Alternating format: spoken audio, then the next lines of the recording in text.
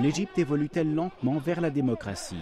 Une semaine de manifestations monstres, inspirée de la révolution du jasmin en Tunisie, a-t-elle forcé le président Hosni Moubarak à annoncer mardi qu'il ne briguerait pas un autre mandat cette année après 30 ans de règne? Ou alors est-ce le président Obama qui a fait pression sur son allié égyptien, synonyme pour le mouvement de contestation d'autoritarisme, de corruption et d'incapacité à combattre misère et chômage? Je me suis entretenu ce soir avec le président Moubarak suite à son discours. Celui-ci reconnaît que le statu quo ne saurait continuer et qu'un changement est nécessaire. Certes, depuis une semaine, Washington appelle à l'ouverture politique en Égypte, mais sans pousser ouvertement Moubarak vers la porte de sortie, comme le réclament pourtant les manifestants. Une façon d'essayer d'influencer au maximum le jeu politique égyptien, selon Marina Hathaway, chercheuse au centre Carnegie de Washington. Les États-Unis souhaitent des régimes qui sont plus ouverts. Ils ont encore une grande peur d'une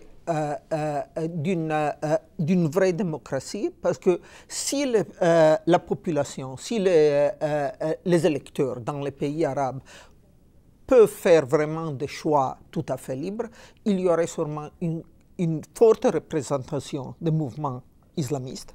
Ce qui est certain, c'est que le mouvement de contestation en Égypte représente un casse-tête considérable pour l'administration Obama, dans la mesure où le régime d'Hosni Moubarak reste un allié clé des États-Unis au Moyen-Orient. D'abord, l'Égypte contrôle le canal de Suez, par lequel transite une bonne partie des exportations de pétrole moyen-oriental.